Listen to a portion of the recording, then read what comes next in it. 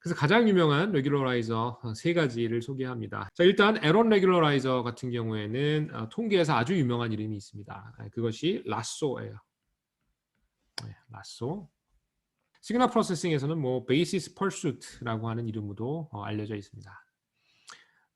이렇게 이제 에런 레귤러리제이션을 하게 되면 이제 우리가 보는 그런 양상이 당연히 이제 절대값을 생각해 보면 짐작할 수 있는데, 예를 들면 절대값 이렇게 생겼잖아요. 그죠? 어떤 그 변수에다 절대값을 취한다는 게 이런 출력을 주잖아요. 네, 그래서 컨벡스이긴 합니다. 컨벡스이긴 한데 여기서는 미분이 불가능한 이런 그 수학적으로 조금 불편한 성질이 있죠. 근데 좌우지간 이 에런 레귤러라이저를 쓰게 되면 우리가 반드시 기억해야 될 게 스파르시티를 유도하게 됩니다. 그래서 우리가 이제 뒤쪽에 뭐 자세한 이그젬플을 예로 들겠지만 에런 레귤러라이저를 쓴다라는 것은 우리의 웨이트를 스파르스하게 만들겠다. 대부분의 웨이트는 제로고 일부만 살아있게 만들겠다라고 하는 어떤 그런 우리의 그 날리지 같은 것을 이제 녹여내는 거죠. 자, 그래서 여기에 셀렉션이라고 표현한 게 그겁니다. variable, 즉 우리 여기서는 weight인데 웨이트들의 일부만 골라주게 돼요. 나머지는 다 0으로 세팅되니까 결국 셀렉션의 효과가 있다는 것이고, 그 다음에 variable이 조금 줄어드는 그런 효과가 있습니다. 그래서 shrinkage, 크기를 줄인다 이런 뜻도 있죠. 그래서 에런 레귤러라이저를 쓴다라는 것은 이제 variable shrinkage 물론이고 sparse한 솔루션을 우리가 추구하게 된다라는 거하고도 일맥상통하니까 반드시 기억해 주세요. 즉 sparsity를 원할 때는 에런 레귤러라이저를 쓰면 되는 거죠. 자, 그래서 뭐 이 레귤러라이저 굉장히 간단하게 생겼어요. 그래서 오메가인데 뭐 H라고 해도 좋고 아니면 W라고 해도 좋죠. 왜냐하면 H를 정하는 것이 W이기 때문에 W의 함수다라고도 많이 이야기합니다. 자, 그래서 에런 레귤러라이저, 라쏘 레귤러라이저 어떻게 생겼냐면 W 벡터에 대한 L1 놈, 즉 그 각 디멘전의 절대값의 합이에요. 예를 들면 W 벡터가 만약에 0.3, 0.7이라고 하면 W 벡터의 L1 놈은 뭐좀 재미없으니까 마이너스라고 할까요? 마이너스 0.3 곱하기 0.7. 그럼 얘 L1 놈은 각각 그 코디네이트, 각각 디멘전의 절대값을 더한 거니까 0.3 더하기 0.7 해서 1이 되겠죠. 그렇죠? 네. 그래서 이렇게 해주는 것이 에런 레귤러라이저입니다. 즉 이 인에다가 그죠? 네. 그럼 여기서 이제 오브젝티브를 한번 써보면 이 오그가 될 것이고 이 오그는 2인 더하기 아까 한 대로 하면 이렇게 그리고 여기에 W 벡터의 L1 놈 이렇게 적어주면 되겠죠. 굉장히 간단하죠. 그래서 단지 이제 이 뒤쪽에 우리 웨이트의 절대값, 각 차원의 절대값의 합이 더해진 것 뿐입니다. 그래서 이 두 번째 텀도 같이 미니마이즈를 하기 때문에 당연히 줄어들게 될 것이고 스파르스한 솔루션만 이제 솔루션이 우리에게 주어지게 되겠죠. 자, 그 다음에 만만치 않게 또 유명한 것, 어떻게 보면 에론보다 조금 더 오랜 역사를 가지고 있는 것이 L2 레귤러라이저입니다. 아까 얘기했던 이 웨이트 디케이라는 것이 오래전부터 뉴럴넷 그 분야에서 널리 사용이 됐었고요. 통계에서는 리찌라는 이름으로 알려져 있습니다. 그렇죠? 그래서 통계의 리치 레귤러리제이션이 이제 이 L2 레귤러라이저에 해당을 하고요. 요거는 이제 당연히 뭐 우리 그 L2 놈 같은 거 생각해 보면 이렇게 둥글둥글하죠. 만약에 원 뭐 이런 모양 생각하면 x 제곱 더하기 y 제곱 r 제곱 뭐 이런 거 우리 원의 방정식 이런 거 생각해 보면 이제 제곱해서 이렇게 더해주면 둥글둥글하게 되겠죠. 그래서 얘는 컨벡스이고 뭐 디퍼런셔블하고 이런 특성이 있고 그 다음에 이제 얘는 반면에 스파르스한 솔루션 주지는 않아요. 베리어블을 작게 만들기는 하는데 이제 위에 있는 에런 레귤러라이저처럼 셀렉션 또는 스파르시티를 우리에게 주지는 않습니다. 그냥 작게 만들고 다 이제 끌고 가요. 작게 만들어서 다 데리고 다닙니다. 반면에 에런 레귤러라이저는 많이 날리고 0으로 바꿔버리고 일부만 소위 셀렉션을 해서 끌고 가게 되고요. 그래서 둘이 다른 특성을 보이게 되고요. 그 다음에 우리가 배웠던 오메가 그 정의로 설명을 하면 이렇게 W 벡터의 L2 놈이고 다른 말로 하면 벡터의 스스로의 내적인 것이고 이거를 각 차원으로 생각해 보면 모든 차원을 이제 제곱해서 더한 거죠. 아까 얘기했던 대로 W가 만약에 마이너스 0.3 하고 0.7이었다면 이 W의 L2 놈은 0.3 제곱 더하기 0.7 제곱이 되겠죠. 그렇죠? 그래서 티피컬한 우리 유클리디안 디스턴스 할 때처럼 그렇게 하고 이제 루트만 없는 그런 형태가 되겠죠. 자, 그 다음에 에런 레귤러라이저하고 L2 레귤러라이저를 혼합한 그런 형태의 일래스틱 넷 페널티라는 게 있습니다.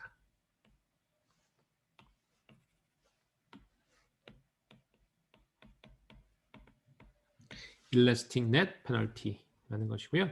그 에런 레귤러라이저하고 L2 레귤러라이저를 이제 알파라고 하는 걸 이용해서 혼합을 하게 돼요.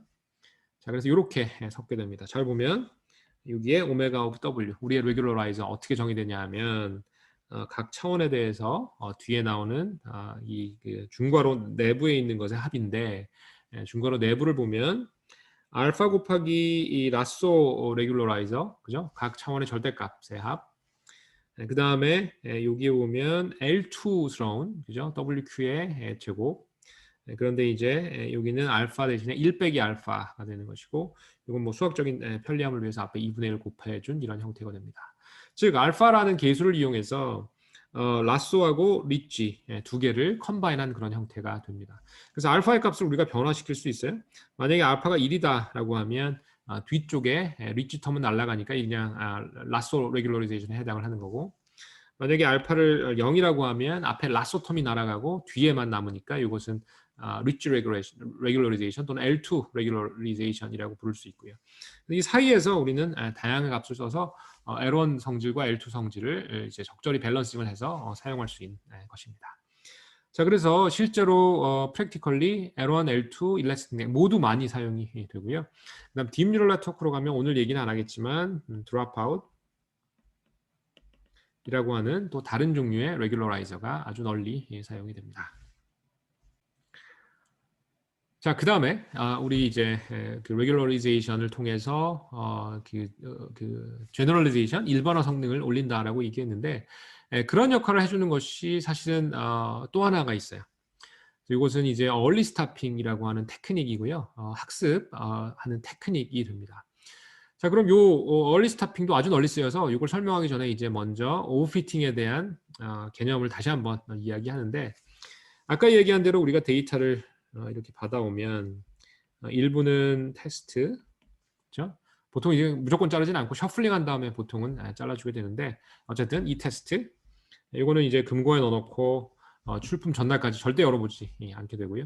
사실상은 이 아래쪽에 있는 데이터를 이용해서 우리가 학습을 진행하게 되는데, 이 안에도 크게 두 종류로 나눈다라고 얘기했었고요. 역할이 물론 바뀔 수는 있지만 크로스 밸리데이션처럼 어쨌든 아래쪽에 트레이닝 데이터, 그리고 위쪽에 dev 또는 밸리데이션에 이렇게 나뉜다라고 했고, 여기서 구한 에러가 dev 에러예요. 그러니까 이거는 아래쪽에 있는 트레이닝 데이터를 이용해서 학습한 여러분의 모델의 일반화 성능을 한번 맛보기 위한 그런 데이터인 거예요.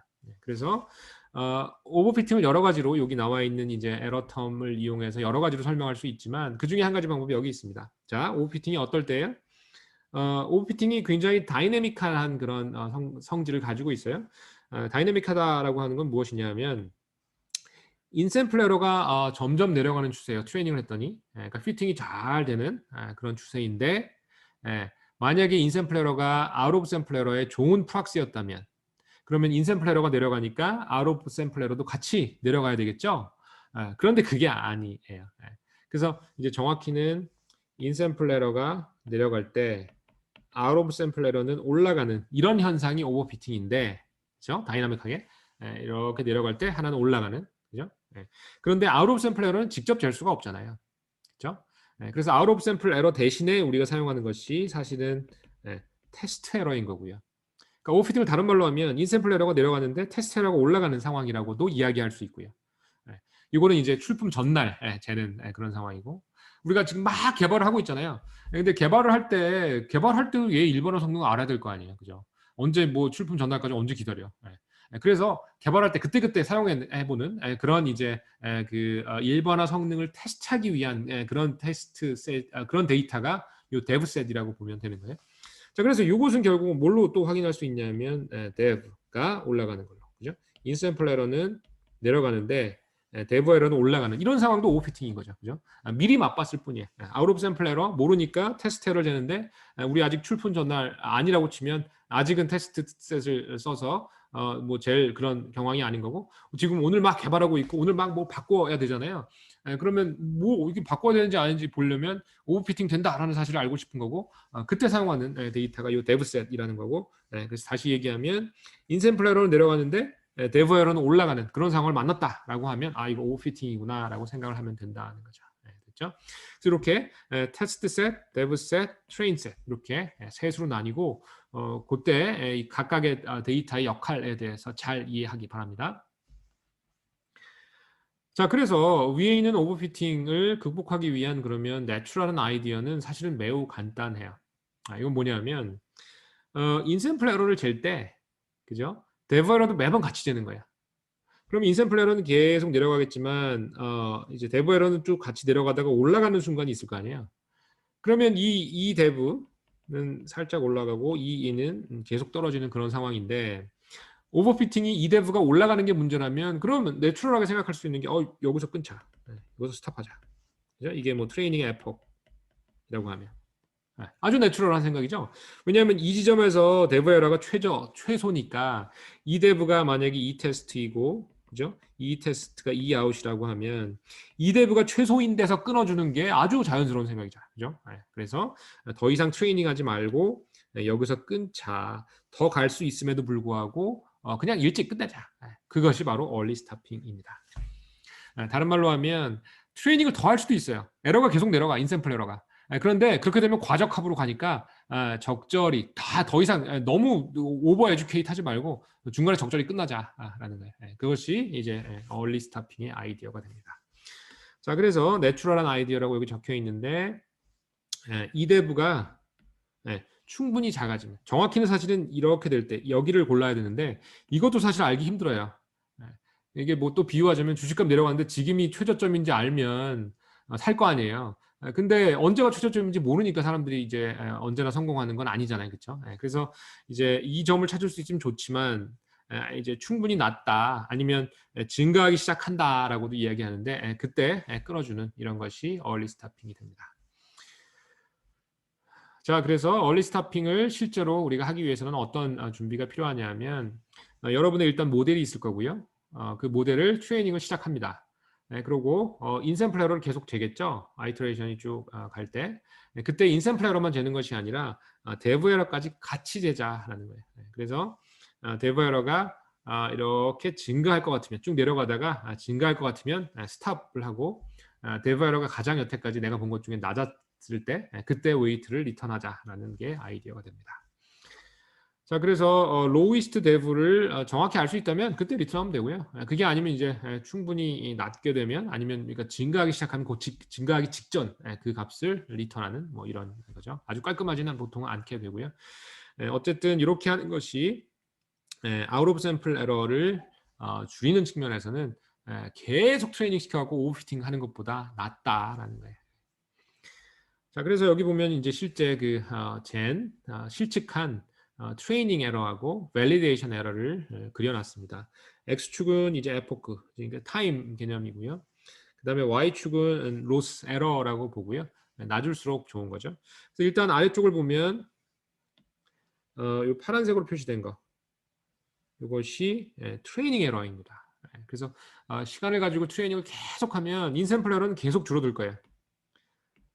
반면에 이 위쪽에 지금 밸리데이션 에러라고 쓴 것이 있는데 이 밸리데이션 에러 측면으로 보면 여기 지금 그림을 조금 더 과장해서 그렸어도 좋은데 여기 조금 애매하게 그려 있긴 하죠. 이게 교과서에서 가지고 온 그림인데 조금 더 과장해서 그리자면 이제 이렇게 되겠죠. 이렇게 그렇죠? 그래서 이 점에서 끊어주자라는 겁니다. 이 점에서 끊어주자라고 하는 것이 얼리 스타핑입니다. 이것도 실제로 아주 널리 쓰이는 그런 레귤러리제이션 테크닉이 되고요. 이거는 뭐 어떻게 보면 쉽습니다. 트레이닝 에러하고 그리고 데브 에러 또는 밸리데이션 에러라고도 하는 그 에러 값을 계속 재고 있다가 데브 에러가 가장 낮은 지점을 막 지났다라고 하면 그때 우리가 가지고 있는 웨이트를 리턴하면 되는 거죠. 자, 굉장히 심플하고 아주 효과도 좋습니다. 그래서 머신러닝에서 널리 쓰이는 테크닉이라서 이 얼리 스타핑도 여러분 과제하거나 프로젝트 할 때 활용하면 아주 도움이 될 겁니다.